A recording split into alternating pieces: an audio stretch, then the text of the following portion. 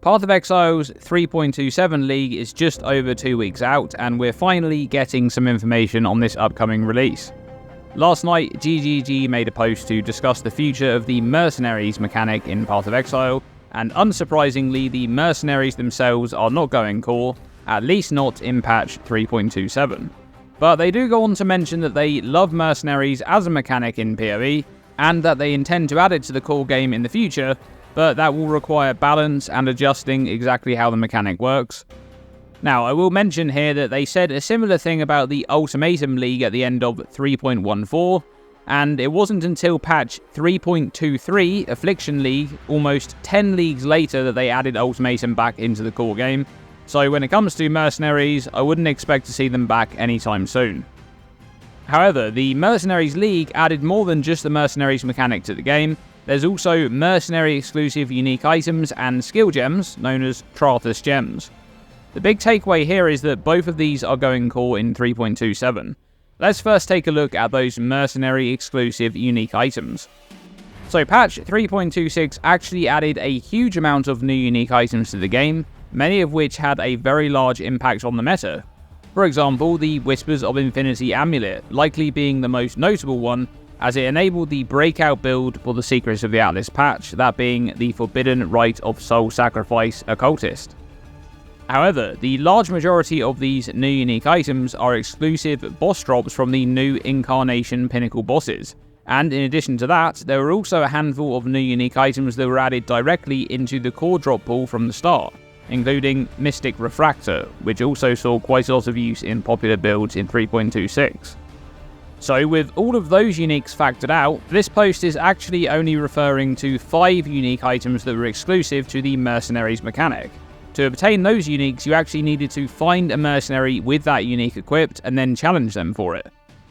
So firstly, we have Scornflux, some Arcane Surge mana-themed unique boots. This item doesn't provide any movement speed, but instead makes the cast speed stat from Arcane Surge also grant movement speed. So at a baseline with Arcane Surge up, you'll have 20% increased movement speed because the buff grants 20% increased cast speed. But you can of course obtain a decent amount of Arcane Surge effect scaling, especially on the Hierophant Ascendancy. And most Hierophant builds are at least taking Arcane Blessing, gaining 20% increased Arcane Surge effect from the small node leading to that notable. And then there's the Arcane Capacitor Wheel for up to 90% increased effect. And there are some other ways there to boost up Arcane Surge that are a bit more build specific or more investment heavy, but with just those alone you'd have 42% increased movement speed from Scornflux, which isn't bad, but the issue with this item is the trade-off against crafted boots, because you're losing valuable affixes, especially losing those Eldritch Implicits is painful. Next up is Howlcrack. Now this is an interesting helmet that allows you to ignore Warcry cooldowns, but in return, Warcries have a large percentage-based life cost added to them.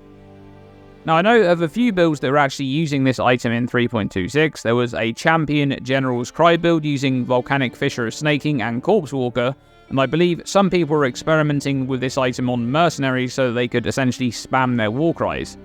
Now you can invest into the Warcry Mastery to recover 15% of life when using a Warcry, but do note that this works for manually casted Warcries, not triggered Warcries. However, just like the last pair of unique boots there, this helmet must compete with crafted helmets that have Eldritch Implicits, and they are just so hard to pass up.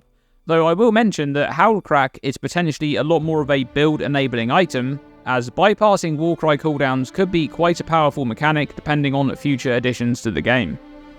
Next is the Binds of Bloody Vengeance, a unique belt that provides the very powerful bonus of dealing a guaranteed critical strike on your next attack after taking a critical strike. Nito made a fantastic build in 3.26 using this new unique belt and the next unique coming up in this video, but in that build he essentially had an incredibly high effective block chance combined with Reckless Defense Jewels to make incoming hits have a much higher chance to critically hit. But an incoming crit still counts as being critically hit even if it's blocked, and on top of that, he also used Viridi's Veil to ensure that any crit that did make it through that block dealt no extra damage to him anyway. And there's much more going on with that build, so I fully recommend checking it out. I'll link it in the video description below if you're interested. And the other key unique in that build that Niso was using was Azadi Crest, which is easily the strongest of these unique items that are going into the core drop pool in 3.27. What we don't know as of right now is which unique rarity tiers these items will actually go into, but I wouldn't be surprised if Azadi Crest ends up being a tier 2 or tier 1 unique in 3.27. Now I did a full video covering the potential of this unique shield at the start of 3.26, and I'll link that video below, but Azadi Crest provides the very powerful bonus of making lucky or unlucky effects roll their outcomes 3 times instead of 2, choosing the best or worst outcome depending on if it was a lucky or unlucky roll respectively. This is obviously exceptionally strong with the Gladiator's lucky block, but it does work on any lucky or unlucky effects, and that means it's also incredibly good for things like lucky damage, especially with high damage ranges like natural lightning damage rolls or the added chaos damage from Replica Alberon's Warpath. The last of the Mercenary exclusive uniques that are going into the core drop pool in 3.27 is the Hand of Heresy. Unique gloves that provide access to an interesting new debuff, Excommunicate, which prevents enemies from dealing chaos damage. Notably, this only prevents enemies from dealing base chaos damage, so damage that is taken as chaos with something like Divine Flesh is not affected. So that's the new unique items that will be going into the core drop pool in 3.27, but what about the Trarthus Gems? Well, GGG have come up with an interesting way for those to go core. Personally, I expected them to just be rolled into the Transfigured Gems system and acquired the same way as those other Transfigured Gems, but instead of that, the Trarthus Gems will now be added to Heist as a Heist exclusive reward, which will drop randomly from gem chests in the side rooms of Heist contracts and blueprints.